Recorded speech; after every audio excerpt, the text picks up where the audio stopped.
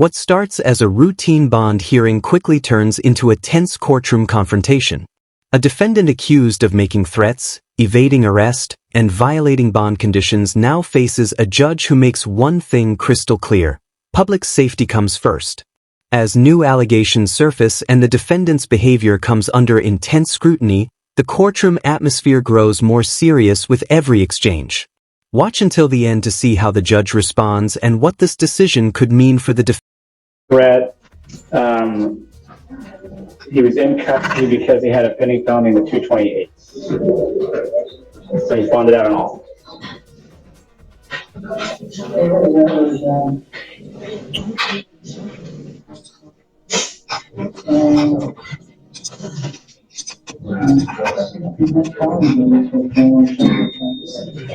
The evading, I think, is 12 yards per the officer.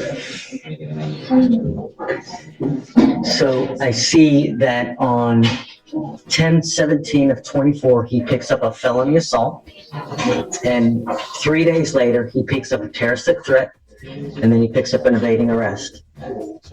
And they give him PR bonds on these cases? Is that what happened?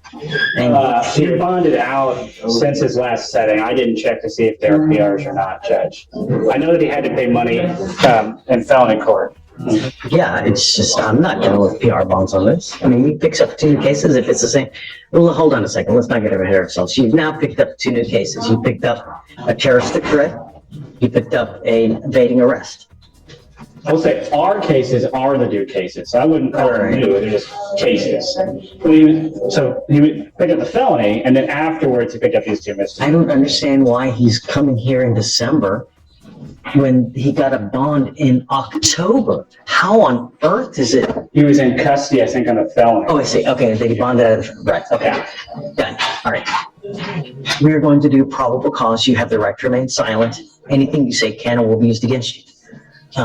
Please, go ahead. On October 19, 2024, officer dispatched to a minor crash at a residential home in Harris County, Texas. The call described a male at the location crashing his motor vehicle and pulling a gun and was trying to fight people at the location. When officers arrived at the location, they observed people at the location pointing at the defendant. Upon contact with the defendant, the officers introduced themselves as Houston police and told them to stop. The defendant then walked into his residence and came back out approximately 2 minutes later. The officers instructed the defendant to come towards him, but the defendant began to evade on foot from the officer the second time. The defendant ran approximately 12 yards from the officer before placing him in handcuffs. A person search on the defendant revealed he had a prior arrest and an active felony warrant. Upon contact with the complainant advised the defendant was driving up and down the street in his car and crashed. The complainant stated the defendant began to tell the complainant he was going to shoot him and kill him. The complainant advised the defendant then began to reach into his waistband and kept saying he was going to shoot him. The complainant feared for his life and felt threatened by the defendant's statement. I'll say, the gun was never found, no charges where the gun were ever filed. They charged him with terroristic threat. They would have charged him with ag assault if the police had believed that a firearm was used. Mr. Bledsoe, let me make something perfectly clear to you. I will do everything in my power to protect my public at all costs, and I don't care if I have to make your bond $2 million. I'm going to do everything in my power to protect my public at all costs. Do you understand? I don't care who you are. I don't care where you come from. I don't care what, nothing. I want my county safe. You will be signing an affidavit with me today promising me that you're not going to have any weapons whatsoever. And if I find that you have a weapon, I can have a contempt hearing. You're looking at 180 days in jail every time if you're caught with a gun. Do you understand? I'm sending you now for a drug test. I want to know what, if anything, is going to be in your system as well. I'm ordering you not to use alcohol or illegal drugs, and I'm going to test you like crazy. Do you understand? What do you do for a living? I work for Leland Airmark Bakery. Okay. That's what you need to concentrate on. Working a lot so that your time is occupied. When you have too much time on your hands, you become self-destructive. Do you understand? Yes, sir. Do you have, thank you.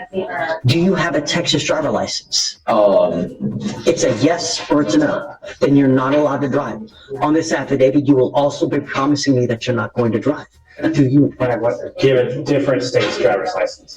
City? He asked if you have a Texas driver's license. Do you have a driver's license from any other state? No, I'm from Houston. Okay, sorry. I'm just making sure you didn't have Louisiana or something. Not drive. I am also putting on this affidavit that you're not going to drive. And you understand. Yes, sir. You're looking around, you're just heed this warning, Mr. Bledsoe. Do you understand? Yes, sir. Yes, sir. I totally understand. I only have one update. I just sleep all day.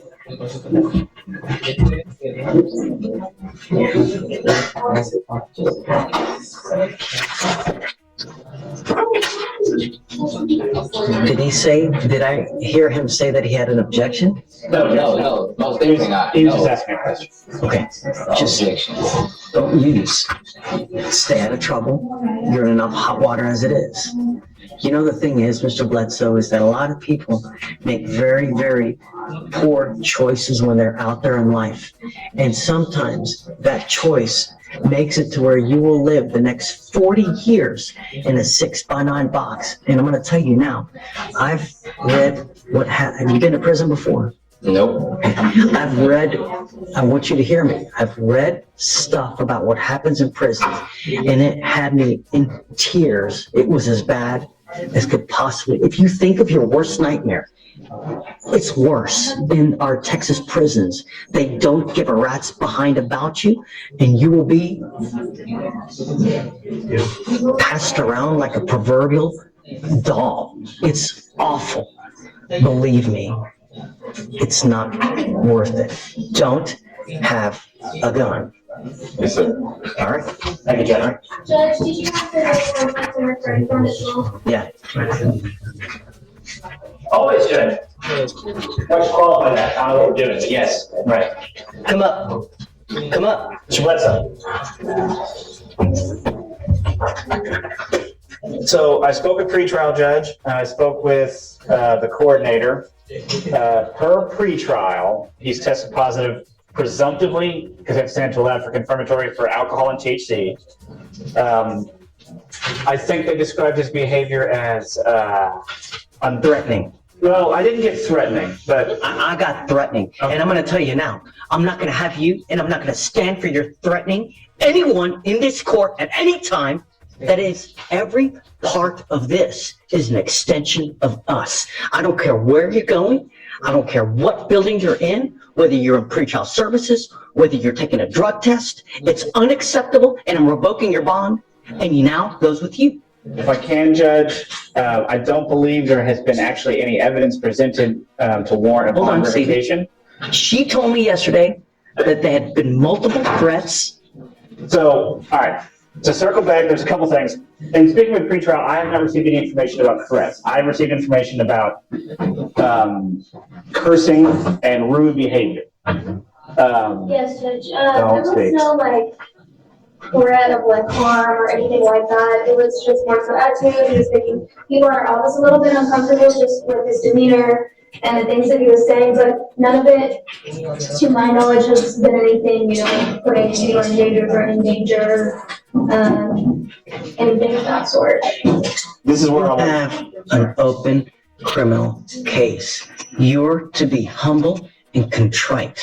And when you're not, and when you're threatening, abusive, harassing, I'm going to take care of you and I will light you up like a damn Christmas tree. Do you understand? It is unacceptable, the behavior that you have displayed here with myself, with pretrial, with the people down over there. And if you don't straighten up and fly right, I'm going to be all over you. Do you understand? One false move again. This is not supposed to be a happy time for you. And I don't know what I need to do to get your attention. But next time, I will classify you as a danger, revoke your bond, and make it so high you will have teeth falling out. Do you understand? Sir. Take a seat. Thank you, Judge. Back to your point. Do you have a preference on a recent date, Judge? Tell me what he tested positive for. It was THC and alcohol, Judge. This is where I'll add that the court added bond conditions yesterday, so he had the magistrate. I understand. He did have these magistrate orders in October, and I did see that he was instructed over. It didn't have no alcohol, but it was on October what? October 14th, 15th. Give me the last name again. Bledsoe, B-L-E-D. Oh no, he's still smoking weed then. I mean, if they told him not to use any kind of illegal drugs, and he tested positive right now, give me the date, please. Come up, Mr. Bledsoe. You're not off the hook yet.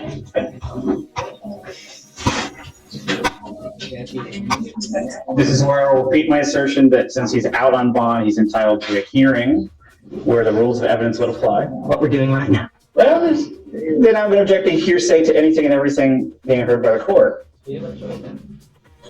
What day was the magistrate condition for no using, please? October 20th.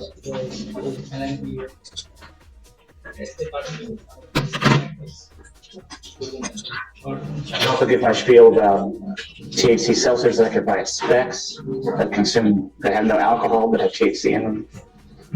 You are not to use alcohol. You are not to use illegal drugs. I'm going to give you the benefit of the doubt, and I'm going to test you again in 2 weeks from today. If you test positive for THC again, and I don't care what it is, I don't care if it's a gummy, I don't care if it's a joint, I don't care if it's Delta 8, if it's Delta 9, if it's Delta 352, whatever it may be, you will stay with me. Do you understand? Yes, sir. Get whatever records you need, but if you test positive for THC again, you're on notice now. You will stay with me. Yes, sir. Okay. Thank you, Judge. Have a seat back in there.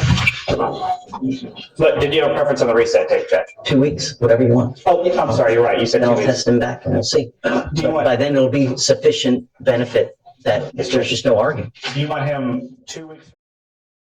This courtroom hearing highlights how bond conditions are more than just paperwork. They are court orders that carry serious consequences. Whether you agree with the judge's approach or believe the defendant deserved another chance, the final decision raises important questions about accountability, public safety, and the justice system.